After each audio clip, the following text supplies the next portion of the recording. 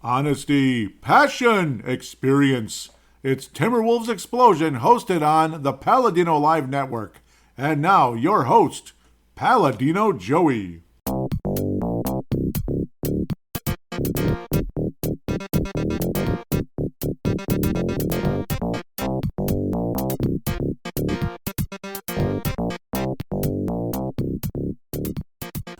Hello again, Timberwolves fans. Are you ready for the explosion of Timberwolves basketball? I am your host, Paladino Joey, or Joey Awajan. Timberwolves Explosion is available on all of your favorite podcasting apps. I thank you, each and every one of you, for downloading and listening to this show. It is a great pleasure to be back on board with you once again today. The sun is shining here in the Twin Cities. At least that's where I'm from anyway. The Timberwolves hopes on the season. Hopefully the sun keeps shining. That's what we're hoping for. A couple of frustrating losses to the Cleveland Cavaliers. An incredibly frustrating loss. Players and fans getting very irritated with the officiating in that one. And the Laker game, that just felt like, I don't know, just like, that just felt like a sinking ship. That no matter how many times you try to plug a hole, two more holes would pop up, or leaks, or whatever the term is. And then the leak rubbed off into the Clipper game, as we stayed in the same building, as we joked about last week, Crypto.com Arena. Get your crypto on there, of course. Timberwolves went down by 22 points, came back and won the basketball game in incredible fashion, won by 18 points in a game they trailed by 22. That is, ladies and gentlemen, a 40-point turnaround. The Timberwolves, though, unfortunately, overall for the past week went 1-2.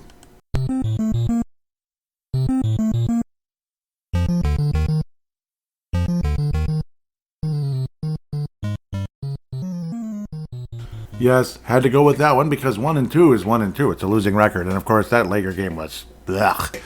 The Cleveland game, blech. Clipper game, all right. So at least hopefully we get that killer instinct back. Anthony Edwards certainly had it. Rudy Gobert was busy complaining, saying that the referees are, betting on games and such. I don't know. I hope that's not happening. You can tell it's getting to be spring-like out there. Beautiful tweeting birds in the background, if you can hear that. Got to have the window open. Even if it's not that warm, but it's warmer.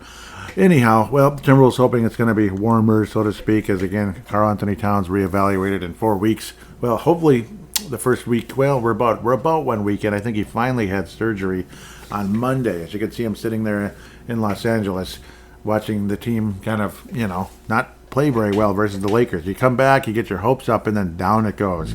So 3 games to review, 3 games to preview. We'll be playing the Utah Jazz twice, which I'm totally fine with. Hopefully the Wolves can take care of business there. A back-to-back, though, Monday into Tuesday with the Denver Nuggets, and then we don't play again until Friday versus the Cleveland Cavaliers again. So we wrap up that season series hopefully with a win. Hopefully. I mean, Cleveland also has 40 wins on the season already. So it's going to be interesting. It's definitely a logjam at the top of the Western Conference. Yeah, it's a logjam at the top of the Western Conference. Gotta earn it, don't we? Cleveland Cavaliers 113 to 104. Extremely frustrating game, to say the least. Yeah, it really was. Wolves fans, a lot of ticked off Wolves fans. You see highlights, this and that. Rudy Gobert had some good moments in the game, but overall the frustration mounted as the game progressed. Definitely a free throw disparity in this one. The Wolves attempted 22 free throws. I guess that's not that bad. Cleveland attempted 36. Yeah, they didn't even shoot well, which is the funny part. That's what helped keep the Wolves in the game. Chris LeVert with 15 points off the bench. Jarrett Allen kind of flopping around, getting away with this, getting away with that, and it was extremely frustrating. 21 free throws attempted by Jarrett Allen. That was ridiculous. But yeah, 33 and 18. I don't know where that came from. Obviously, he's a good player, and I like him and everything. I'd love to have Jarrett Allen on the Timberwolves. I would. Even added 2 blocks and 2 steals, but Jarrett Allen is not a 33-point, 18-rebound kind of a guy, is he? Is he that good? I don't think he is. I don't know. Gorgeous Yang. It sounds like Gorgie Zhang kind of, but Gorgeous Yang. Dean Wade, not D Wade. I know, I was joking about that. 33 minutes of, two missed three-pointers, basically, and 4 rebounds and a couple of assists. Yay. That's great. Isaac Okoro, 9 points. Darius Garland tore us up pretty good, but he did have 6 turnovers in the game and even got into foul trouble, which is interesting. But generally speaking, like, I don't know, this was an insanely frustrating game. Rudy Gobert again accusing the refs of gambling on the game. So doing the hand gesture, like the money, the money roll thing. I think you all know what it is, and you saw him do it 15 times probably already. Anthony Edwards shooting 7 of 27 didn't help either. I mean, the Paladino shot ratio deal, like I always talk about on this show, 27 field goal attempts, 19 points. I mean, yikes. But only 5 attempts as well at the free throw line. It's kind of like you earn your free throws and all that stuff. Obviously jacking up shots, bad time and just flat out missing. Conley 0 of 5 from downtown. That would be 3-point range. Anthony Edwards 0 of 7 from downtown. That is 0 of 12 from downtown for your backcourt. Sounds absolutely fantastic. We were awful. Like, awful. Not the recipe for success. Absolutely not. I mean, if Anthony Edwards and Mike Conley are 0 of 12 from downtown, it's pretty bad. It sucks. Rudy Gobert fouled out, and again, that's some ongoing frustration with that whole Jarrett Allen thing. I thought the referees were awfully biased towards Jarrett Allen, and that they were betting on Cleveland winning the game, that type of thing. So obviously that's, dipping into the integrity of the league, and Rudy Gobert paid handsomely.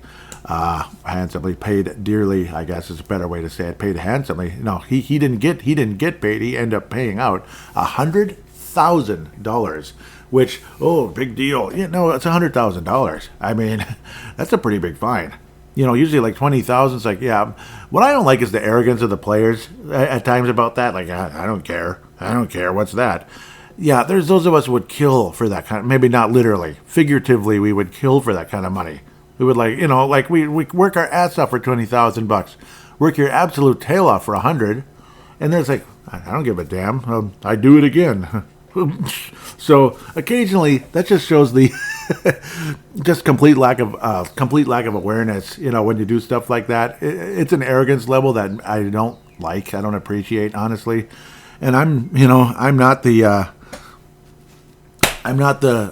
whiny little guy type, if you know what I mean. Like, yeah, I'm not the whiny little guy type. Let's just leave it at that. Like, I don't expect handouts from anybody, that kind of thing. But at the same time, the way you just treat $100,000 like it's absolutely nothing, like it's an empty can of beer, like, and throw it in the recycle bin. Really? Seriously, man? So that kind of that didn't sit well with me. And even Anthony Edwards a while back, I'll take the fine. Okay, take the fine, but I don't know. It's kind of annoying. Good thing that money does go to charities and such. That's great. So maybe that's their attitude about it, and I'm overreacting. But still, do you realize how hard people work for $100,000? How much OT I'd have to work to get that? I mean, I could get there, believe it. Luckily I could, because obviously salaries are much higher now thanks to inflation. And that's obviously a lot of things across both aisles, unfortunately. But we'll get off of that as soon as possible. Naz Reid helped make up for Jarrett Allen. 34 points off the bench. Outstanding game. Again, he heard Timberwolves explosion when I gave him a very gentle Johnny Flynn memorial. Hopefully the player I give this week will do the same thing. Every time I give a player a Johnny Flynn memorial, or say on the Brave the Wild, a James Shepard memorial popcorn maker, that kind of thing, like they're making popcorn because they're not playing, they're on the bench. They come back the next week and have a great game. Almost immediately the same day, or pretty much. I swear, it's like, do players listen to podcasts? I don't know. Is it just the craziest coincidences ever, or why does it keep happening? Because it does. It just does. 34 points for Naz Reid after last week, like 0 of 7 from here, and he was he didn't make a shot the whole game. It's like, what the hell happened to you, man? I remember that last week. That's kind of like Anthony Edwards with the 0 of 5 or 0 of 7, pardon me, and Conley 0 of 5. It's kind of funny. Alexander Walker didn't shoot particularly well. We could have used some more there. 2 of 8. That's just it just didn't work out. Simply did not work out. The guards sucked in this game. The guards sucked. Jordan McLaughlin at least got to the line and made both of his free throws, but overall the guard play sucked in the game, and that's kind of what happened in a lot of ways. Again, Naz Reid helped make up for Jarrett Allen, but nobody made up for the other guy, Darius Garland. You know that guy. You know him. Jaden McDaniels also getting into foul trouble. A decent game, but this is kind of Jaden McDaniels in 23-24 right here. 13 points, 5 of 11, 1 of 4 from outside. Let's see, 5 rebounds, 2 assists, 5 personal fouls in 40 minutes. That's Jaden McDaniels this year. Is that the step you wanted him to take when he got paid, $135 million or whatever the heck it is? Or is it 148? It's like really high. When he got that huge raise, is that what you were hoping for? No, I don't think he's making it this year, right? It's an extension that doesn't kick in, I think, until next year or even the year after. But still, what the hell, man? Obviously, he does little things, this and that, but some of those little things are personal fouls too, and just, I don't know, just missing shots over and over again. But I suppose that does show up in the box score at the end of the day, and it makes you feel so warm and fuzzy. Oh, it does. It makes you feel wonderful. I'm going to check in. Jaden McDaniels' big bucks kicks in next season. Yep, $22 million a year. Wonderful. This year he's already making $9 million. I'll take $9 million, 8.9, you know. I'll take it. Sure. Give it up, baby. Monte Morris being out. You know, it's like, gosh dang it, we just got you. It's like got like issues with the whatever that thing is called, hamstring. He's got issues with the hamstring, and that's a pain in the butt. That's annoying. Kyle Anderson's probably in the final year of his final year with the Wolves, where maybe hopefully somebody like Josh Minot can take over. Obviously, he does have athleticism, a defensive player, and all that good stuff. So I'm guessing Josh Minot will finally get some action. As for Wondermore Jr., I have no idea. I don't know. It's a bummer and it's sad. But again, an insanely frustrating game and probably taking too long on that one. March the 10th, we go from March the 8th. Happy birthday, Andy Owijan, 46 years old, my brother. And, yeah, oof. Happy birthday, somebody in Los Angeles. March the 10th, 120-109, a game that just kind of felt like the Wolves' defense was non-existent. Rudy Gobert did not play in the game. Naz Reid at 25 points again. Starting, though, this time. Starting. He had 4 blocks in the game, too. Great game by Naz Reid. He's definitely knocking on the door of a Lone Wolf Award. Nikhil Alexander-Walker's trying to do the same as well. 15 points, 2 steals, 5 assists, 7 rebounds. You know, a lot of the starters played fairly well in this game. Vikings make another trade? No, I'm kidding. Yeah, the Vikings recently made a trade here, getting a second first-round pick, moving up after their first-round pick, if that makes any sense. Okay, sorry. Leaving the sound on because I need notifications for something. But, Minot and Moore did play with Daisha Nix as well. Luka Garza did play 10 minutes in the game, provided something, but I don't know. Obviously, his defense is mediocre at best, and that's why he doesn't get a whole lot of playing time. Anthony Davis always seems to be a pain in the ass for us. I'd love to see the Wolves go at Anthony Davis the way Sabonis did. Domantas Sabonis, I mean, he took it to the son of a gun. Because I'm sick of Anthony Davis. I'm telling you. I like him just fine when he's not playing against us. But when he's playing against the Wolves, I am sick of Anthony Davis, man. It's like too much. It's irritating to watch. Every Mickey frickin' gosh darn time. He always kills us. 25 rebounds? Get out of here, man. 5 assists? 7 steals, 3 blocks. Are you serious? Are you serious? 27 and 25. It's like you don't even realize it. Like rebound the damn ball. Maybe make some shots once in a while too. Damn it. 2 of 9 from 3-point range. Anthony Edwards' 3-point percentage just freaking awful. Like freaking horrible. That's 2 of 16. Do you realize how bad that is? Over the course of 2 games? It kind of would have been nice to at least split. Could you at least split him? Mike Conley's been a shell of himself, and it's heartbreaking, conveniently right after the contract was signed. But I suppose he was already kind of heading that way before. Please don't get old on us now, Mike. Please. You were looking so good for so long. Please, Mike. But, again, you still have multiple point guards. McLaughlin played 21 minutes in the game. Warren played 23 minutes a game. That'd be TJ Warren, only 4 points. So, unfortunately, his shooting not good. 2 of 7. Could have used a little more help there. But I don't know. This game the whole damn time, it just felt like it just wasn't meant to be. It was like a patient that just wasn't going to make it. Like it just weren't, you know. It's just the wound was just too deep, you know, that kind of thing. And it got deeper and deeper. Obviously, there was a ton of hope. Like, okay, now we're getting somewhere in that third quarter. And then as you got to the end of the third quarter, it was just like, I don't know, like it was just like just like game over. It was awful. The Lakers started hitting shots. The Wolves started missing. The defense just wasn't there. Defensive presence just wasn't there. And obviously no Rudy Gobert. That certainly hurts. Would we have won the game with Rudy Gobert? I don't know. Probably not. But maybe Anthony Davis wouldn't have gotten all of what he did, including 25 rebounds. I mean, that was ridiculous. It's just, having possession of the ball helps. It really, really, really helps.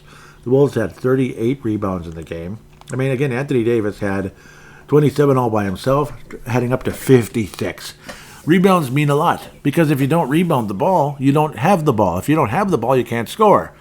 If the other team has the ball over and over and over and over, they're going to beat you. They're simply going to beat you. It's just the way it is. Rebounding the ball is so important in this game. It is one of the most bare basic things in basketball, from peewees to the pros. And I don't know, the Wolves just got absolutely smoked in the rebounding. I remember Wolves and Spurs many years ago, going to a game, way back, way before I was a ticket holder even, when Garnett was like a tiny little, well, not tiny, but rail thin second-year guy with the new, brand new logo and uniforms on the Wolves in 96, 97. There was the little, how there's like little stat board. I won't call it a scoreboard, it's a stat board on the ring, the ring in the arena and Target Center. And there was a rebound one, and it was the old digital style, the old style with lights, not digital, but like digital light look, if you know what I'm trying to say, kind of light graphics type of thing. And it was like Spurs 55, Wolves like 30. It's like, yeah, they killed us. It was games like that. It's the same kind of thing here. That's pretty much what this was. I mean, Torian Prince had his nice little moments getting into the basket. No defensive presence at all. Down the middle, I mean, Prince would have a couple of easy ones. D'Angelo Russell was relegated, only 13 points. That's okay with me. Austin Reeves, killed us off and on with some corner threes.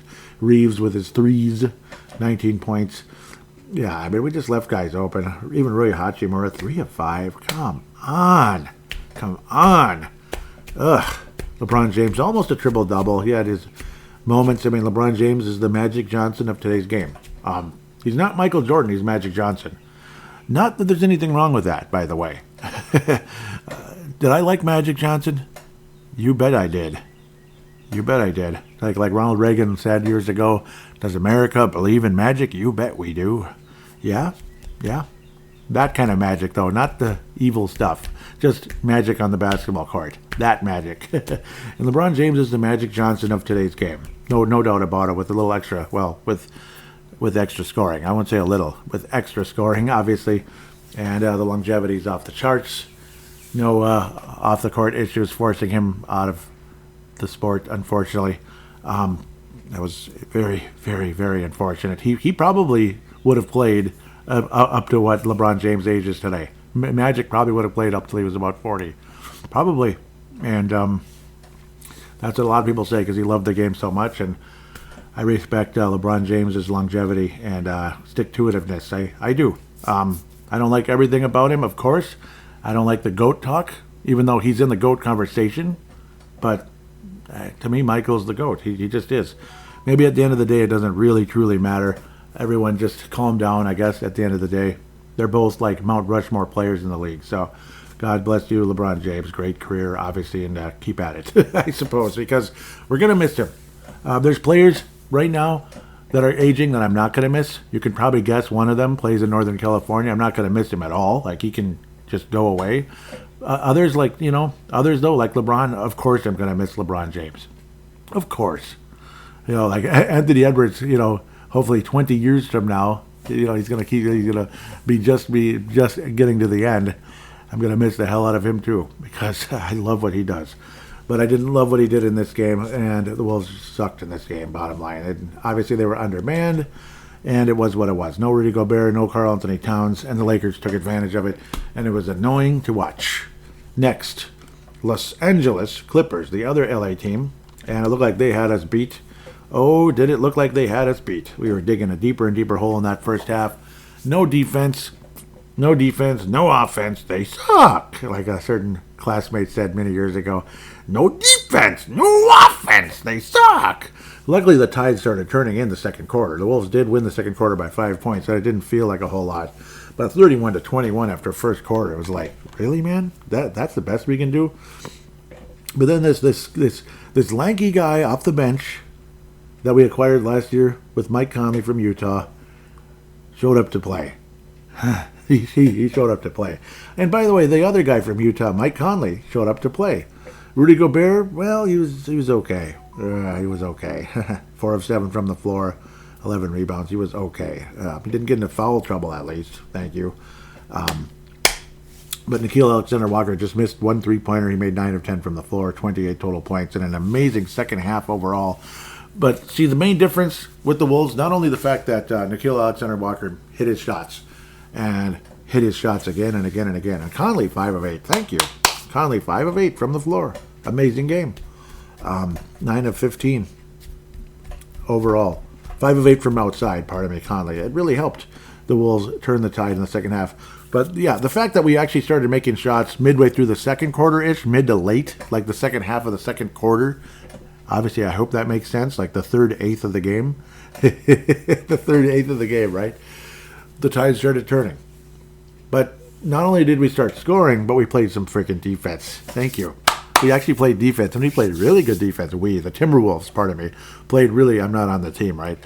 I know. The Timberwolves played really good defense. Obviously, again, Nickeil Alexander-Walker, those long arms. I mean, I just, the minute that guy stepped on the court for the Timberwolves last year, it was like, this guy's a difference maker. Way beyond what I thought. Not this mediocre first-round pick that, he was supposed to go 11th overall. Yeah, thank God we didn't take him. And but then again, what did we get? Jared Culver. Ooh, even better. Jared Culver, man. Yeah, he might as well have taken Walker at 6th overall. Might as well. He turned out better, didn't he? He ended up slipping deeper into that first round. Well, eventually wound up with Utah years later and came to Minnesota. Obviously, again, he was projected to come to Minnesota with the 11th pick in the mock drafts at times. In fact, for quite a while. That's why I knew his name so well at the time. And I kept keeping up with him. And he's just okay. But then you watch him play. No, he's more than okay. Obviously, his offensive game isn't necessarily his calling card, his trademark, all that cute stuff. It's his defensive presence. Obviously, the long arms. He's a guy who's lanky and long and uses it. He uses it like a prey, like a spider. Just does an amazing job. Like he's like Spider-Man out there. Maybe that should be his nickname, Spider-Man. Nickeil Alexander-Walker, with those long legs, long arms. He takes advantage of it. Creates a defensive presence legitimately. But then when he gets hot from the floor, that's just it's like the best gravy in the world. There's one thing when you say there's gravy or icing on the cake, but it's like it's the best gravy or icing you could ever imagine. And he brings such a wonderful aspect to the game. And when he becomes a two-way player like that, you want to keep him till he's 90 years old. That's what I was thinking. The last couple of days, I wanted to say that you just want to keep Nickeil Alexander-Walker, NAW, until he's 90 years old. Seriously, you do. Obviously, you want to keep Anthony Edwards till he's 90 also, but just saying. Anthony Edwards in an amazing second half. Obviously, again, some great plays getting to the basket. Only 2 of 8 from outside. He had an awful week from three-point range. So, what was he, 2 of 16 after the Laker game? So this would make him 4. So at least he got to 4 now. He doubled his 3 points made, but 8 total attempts in this one. So what would that be? 4 of 24. 4 of 24. Wow. That's the equivalent of shooting 1 of 8 from the floor, isn't it? 4 of 24. Man. 4 of 24. Or yeah. It's pretty yucky. It's pretty yucky.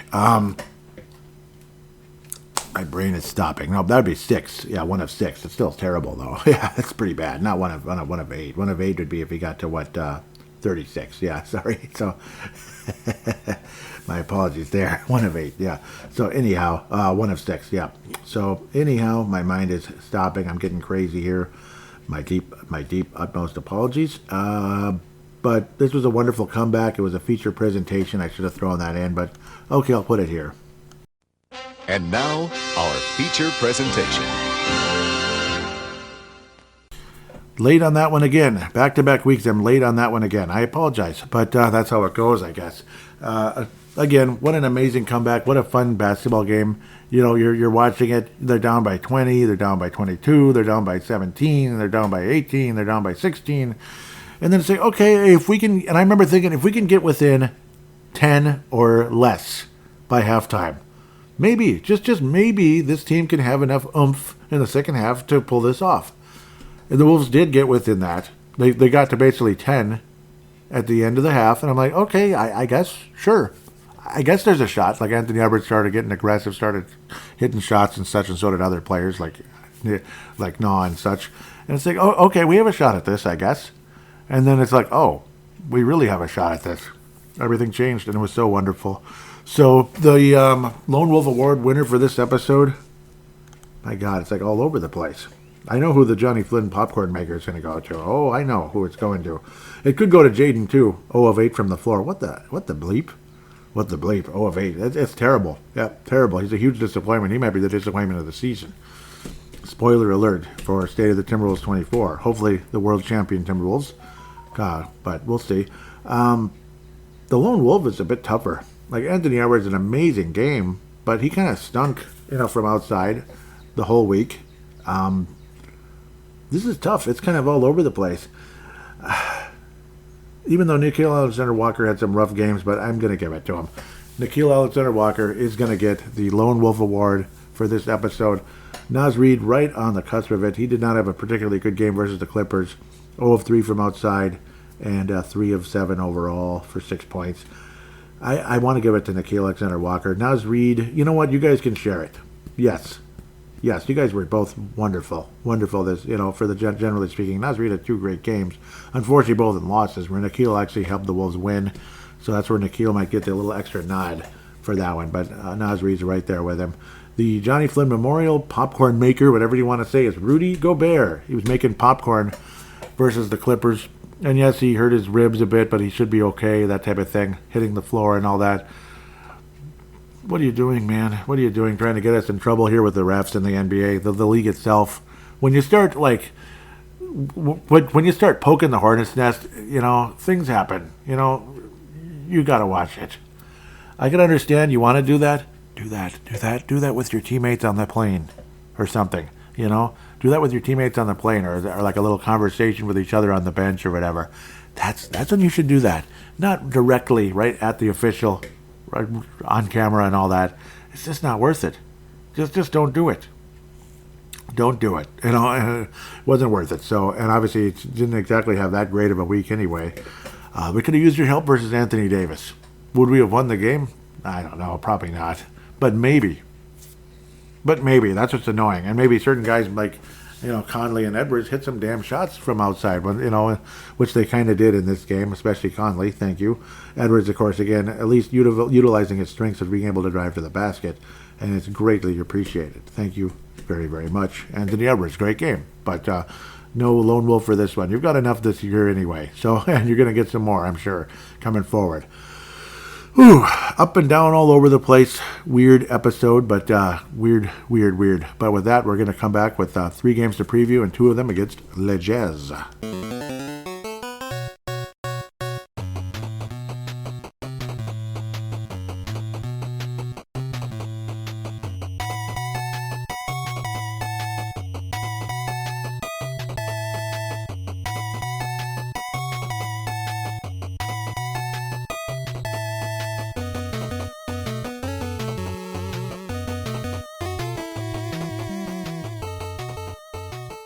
And we are back here on Timberwolves Explosion. Like I said, 3 games to preview. Timberwolves playing the Utah Jazz a couple of times. Rudy Gobert should be back to play in that one, of course. So we're going to jump to that here as soon as possible. My apologies. Again, this would be not until Saturday. That'd be the 16th, 8:30. I like these later games. They're very enjoyable. Delta Center. Seems like they've been there forever, huh? Rudy Gobert ribs. This is the injury report. Rudy Gobert ribs. Monte Morris hamstring as of March the 8th. Karl Anthony Towns, obviously the meniscus deal. It's on March the 6th, but the surgery didn't happen until Monday, so yeah, it's gonna be a bit into April, but for him to be reevaluated, him being Karl-Anthony Towns, Jordan Clarkson, groin. This is Utah, of course. Former Timberwolf Chris Dunn, rest. How many games has he played? Resting from what? Practice? We're talking about practice here. Okay, sorry. Taylor Hendricks, toe. Yeah, that could be a pain in the butt. That'd be the power forward of the Spaz. Sorry about that. Points per game. Okay, points. Minnesota's 19th. Utah's 7th. Rebounds. Minnesota's 9th. Utah's 3rd. Wow. 3-point percentage. Minnesota 4th. Utah 18th. Assists. Minnesota 17th. Utah 9th. Turnovers. Minnesota 22nd. Utah 29th. Assist to turnover ratio. We're both tied at 22nd. And block shots. Wolves 5th. Utah 8th, steals Wolves 14th, Utah 28th. The Jazz trail the series, so the Wolves are leading the series, winning by double-digit points in the both previous games, November the 4th and November the 30th. It's been a while.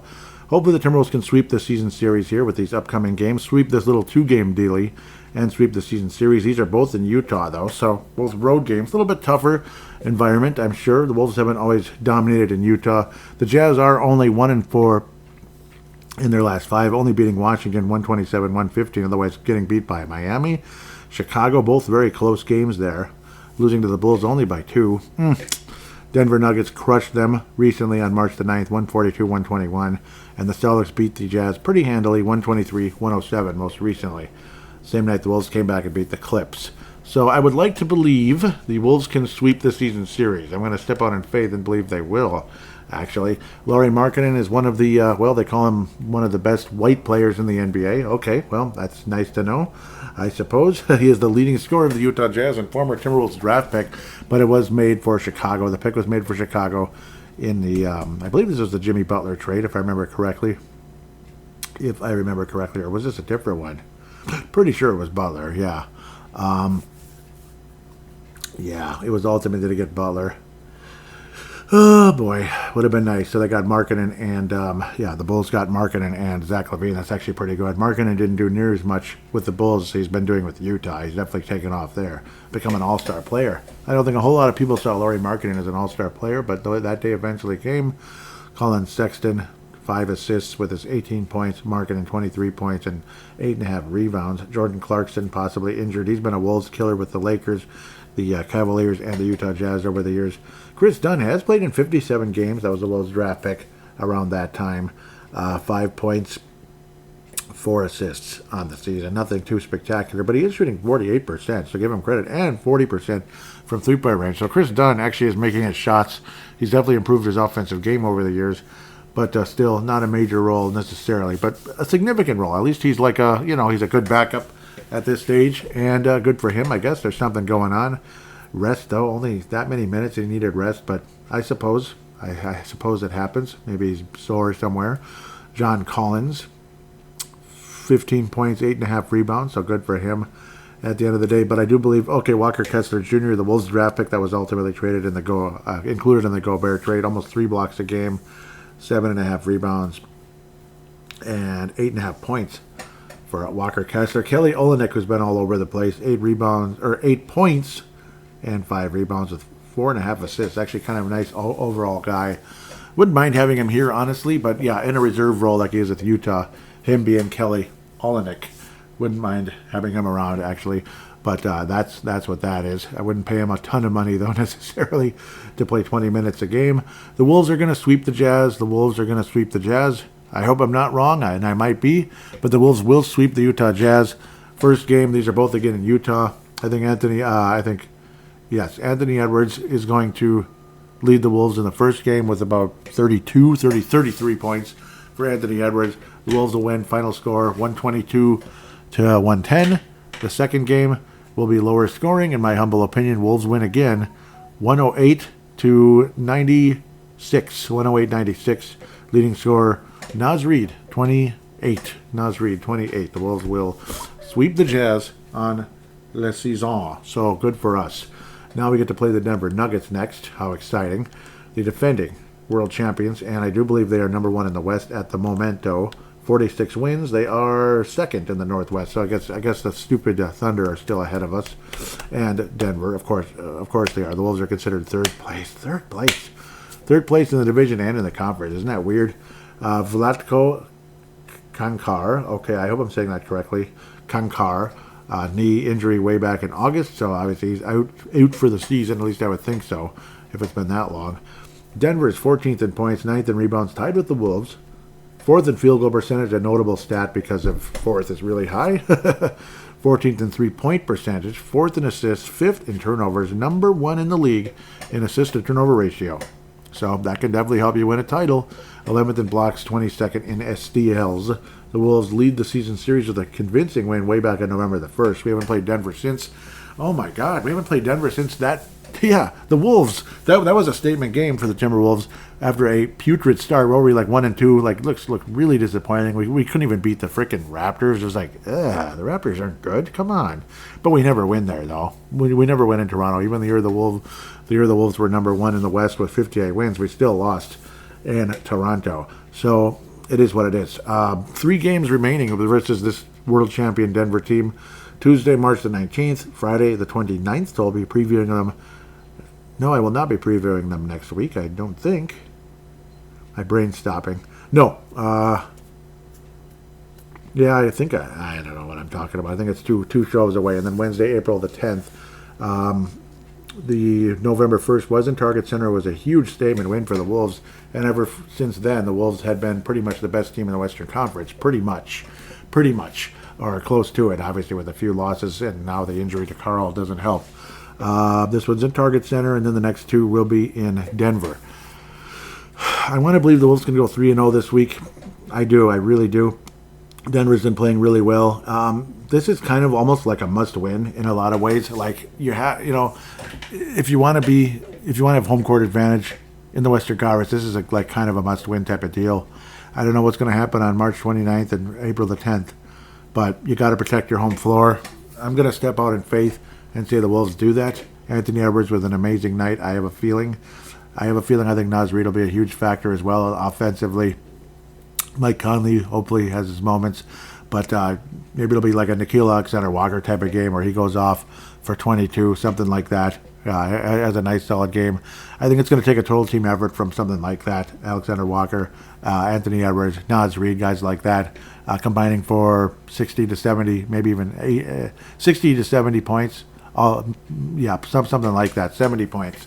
But the Wolves get the job done, though, believe it or not, at an 8 p.m. start. So it'll be as if we were in Mountain Time Zone because it's on, I believe it's NBA TV.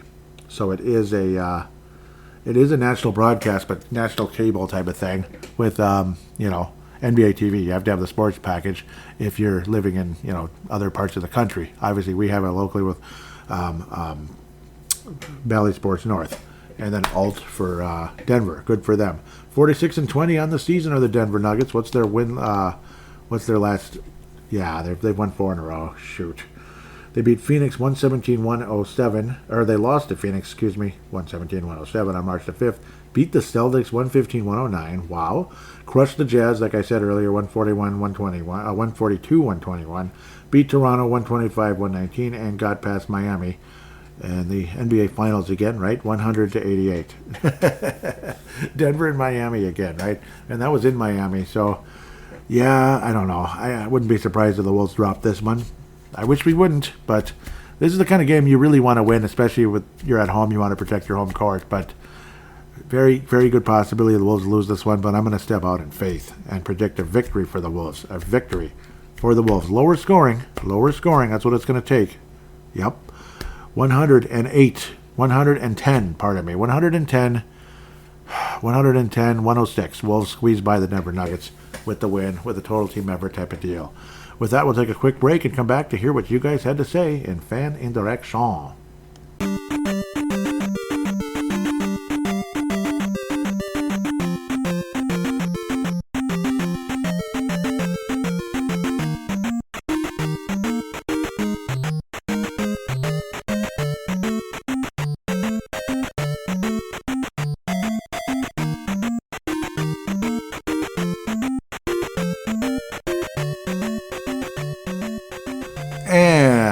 we are back here on Timberwolves Explosion, segment number 3, fan interaction segment. At TWolvesEX, at TWolvesEX is the X, or X Twitter, X post, whatever the hell it's called. And of course, Timberwolves_Explosion is the Instagram. So I really appreciate those of you that have interacted on there historically. So far, yeah, like lately there hasn't been a whole lot of interaction, but yeah, I mean, that's an option for you. Instagram, of course, Facebook.com/Timberwolves Explosion. Again, huge shout out to Scott Doherty and Wolfpack from Flip to Finch. So, of course, huge shout out there. Do join that Facebook page. Great interaction. And, yeah, Scott Doherty's a real good guy. So, yeah, you're going to love interacting with him and the other Wolves fans on that Facebook page. So, highly recommended. Highly recommended indeed. I'm trying to check the, see if there's any interaction on the Facebook page real quick for Timberwolves Explosion. Not sure why it's taking so long, but no, unfortunately, no interaction there. That's a bummer. But X Twitter or whatever the hell it is, yes, we're going to go there right here, right now. Thank you, Levi, Tene, and Vince Germano for retweeting the most recent episode. Levi and Tene are from New Zealand. Vince Germano from Victoria, Australia. That would be, Melbourne, Australia. Benzo liked some conversation as well. Benzo coming in from the Bronx. Major shout out there. Tene Brown. Quote posting, as they call it, quote posting, quote tweeting, John Krasinski, Johnny K, Johnny Athletic. Johnny Athletic says, more Gobert. I bait the bullet every game. I'll be the bad guy again. That speaks to what I think is the truth. Once again, I'll take the fine, but I think it's hurting our game. I know the betting and all that is becoming bigger and bigger, but it shouldn't feel that way. So, very interesting. Indeed. So, I mean, I suppose that's why he's taking the fine, because he thinks it's hurting the game of basketball. So, what's going on, and it probably is somewhere, but maybe not that game. We'll see. Maybe. Tanae Brown saying Rudy is speaking the truth here. So, yep. I was saying annoying game just doesn't feel like it's our night at all. 2 steps forward, 3 steps back. Annoying. That was the stupid Laker game. The response from Tanae Brown is couldn't match AD's size at all. Yeah, my God. I think he deserved a lot of his free throws because we didn't have anyone to match up with him. Yeah, that's what killed us. Properly in the trenches. Jaden McDaniels has been a major disappointment this season in my eyes. How has he regressed so much offensively? Yeah, and I was saying Jaden has definitely fallen off. I got to think both of us saw him taking a huge step forward this year, but that certainly has not happened. Yeah, I mean, Jaden's been a major disappointment. And it's funny when you get that guaranteed money, people change. It's just, you wish they wouldn't, but some do. Hopefully, Jaden can make whatever adjustments he needs to in the offseason, and he comes back a completely better player next year. And doggone it, he's going to have to, because it's I don't know. I'm sick of albatross contracts. You know what that means, where it's a player that's just not living up to it. It's extremely frustrating. Mostly likes and such. And then, Tanae Brown says, can't believe I turned this game off in the second quarter. That would be the Clippers game when things are going real sour. I don't blame you if you did, though. Can't believe I turned this game off in the second quarter. We'll have to watch the replay. Yep, watch a replay. And I'll be honest, I pretty much sort of did the same. But believe me, I watched that whole replay, and it was a lot of fun. Levi says, I checked the score, and we were down by more than 20, so I quickly wrote this one off. Was stunned to see the Wolves won by 18. It looks like a few players had great games, and yeah, they did. That was absolutely amazing. Levi Brown has a crazy stat from OptaStats. He's quote tweeting it. Since 2000-2001 season, there have been over 5,500 instances of an NBA team falling behind by 22-plus points on the road, including the playoffs. The Timberwolves are only one of those to come back and later take a 22-plus point lead themselves. The Timberwolves are the only one? Wow. Oh, I suppose, yep, because I'm getting shades of that awful Golden State game way back in the day. That's when I first truly started hating the Golden State Warriors. Oh, yeah.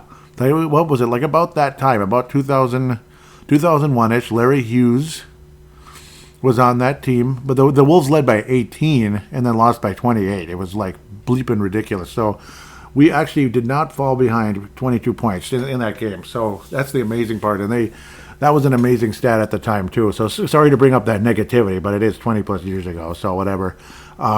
That's what I was thinking. Wait a minute, didn't they do that to us? And yeah, but we did not fall. We did not take a 22-point lead in that game. The Timberwolves took an 18-point lead and lost by 28. It was just sick. I mean, the place was silent, and I think Kevin McHale got up and stormed out. I remember that, and he like, when you do you do your hand gesture like you like ridiculous, where you just swing your hand at somebody.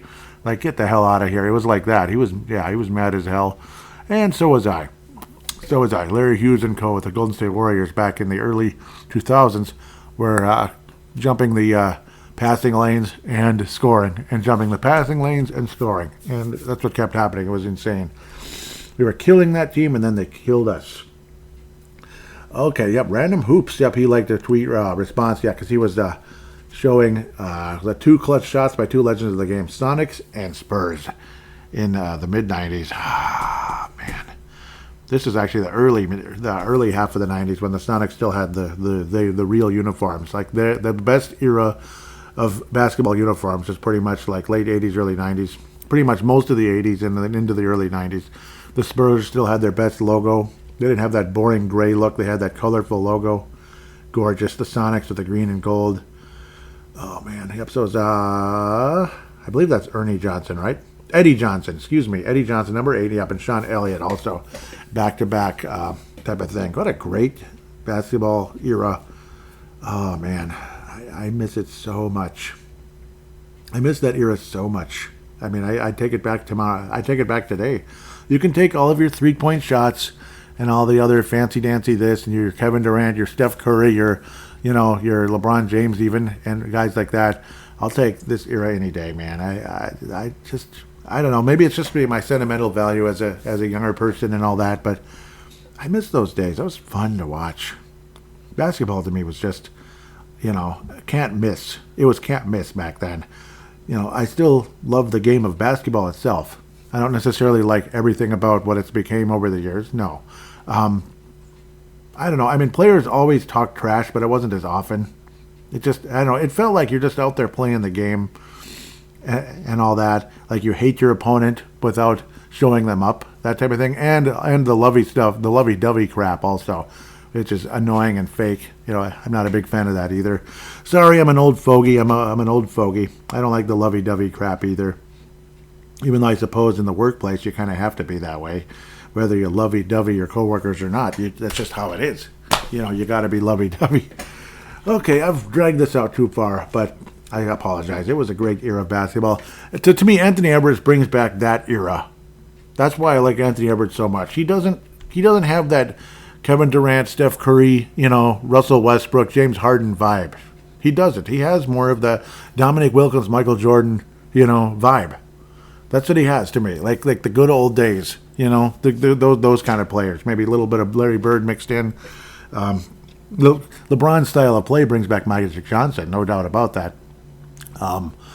He's the closest thing to Magic today. He's kind of like a super Magic Johnson in a lot of ways.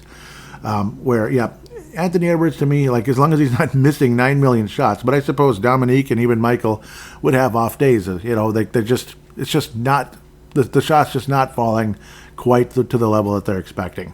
In a lot of ways, I mean, Anthony Edwards does have a bit of Dominique to him, in my opinion. Maybe not the absolutely spectacular dunks, but he's like a more muscular version of a Dominique style player. Because I'm really careful about saying Jordan. I really am. He has Jordan-esque. He has a Jordan-esque style to his game, but he also has a Dominique style, where Dominique was similar to Michael. So that's, they were similar players in a lot of ways. Dominique and Michael, the mid-range shot, driving to the hoop, getting fouls, but also, again, just flat beating people, getting to the basket, timing their shots, and also setting up their teammates for great plays and making great defensive stops as well, especially in Michael's case, more so than Dominique. So the fact that Anthony Edwards has brought such an athletic defensive game and how excellent he was defensively versus the Clippers, I thought was a huge thing, absolutely big. And it's just, that's the side of Anthony Edwards that makes him so special, is not just the fact he can explode by people to the basket, like he's, almost unstoppable going to the basket, and the power dunks and such, but the great defensive ability as well. Just the defensive presence where he's able to, just be there, force a missed shot, block a shot, come up from behind and make a spectacular block over and over. And it's not just about, being on highlight reels. It's about, getting the stop. It's about simply making the stop. And that's what's exciting about Anthony Edwards, and why Timberwolves fans should have a very, very bright outlook for their club. And I certainly do. I join you in so many ways. I think Anthony Edwards is going to have a very, very special career for many, many years. With that said, thank you so much for listening. Please do put a positive rating. I saw there was a positive rating. There was a 5-star rating added on Apple Podcasts. No review put, but hey, at least you put a positive rating, and thank you. I didn't get to see who the person is, unfortunately. Maybe there's a way to do that, but I'm not sure how at the moment. But really appreciate you. Anybody else, please, if anybody else willing to do that, please. It really helps the algorithms to the show. 5-star rating on Apple Podcasts.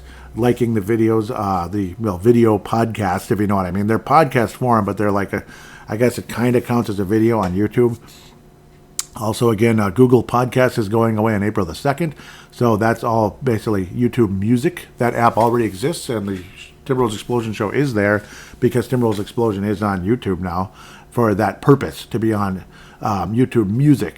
The YouTube Music app. But again, you can watch it in YouTube form, but it is the show logo with me talking like I'm talking right now. That's what it is. It's not me on video. There's not much to look at anyway. Like, what are you going to see? My head wagging around, my lips flapping. Like, is it really worth it? I don't know. To some people, I guess it is. I don't know. If I add graphics and want to add more of a video aspect to the show, I mean, someday maybe. That's I kind of been there and done that in the past. It's time consuming, and work days. I don't really have that kind of time to make like a spectacular video production. So that's kind of how it is. I'm more of a podcast type of guy anyway, at the end of the day. Again, thank you so much for listening. Please tell your friends, the sharing, the tweeting and such. I really appreciate you very much. Remixing on Instagram, sharing on Facebook, and of course the repost, retweet, whatever on Twitter. Thank you all very much, and God bless. Hopefully the Timberwolves can get past the Denver Nuggets. Wouldn't that be great?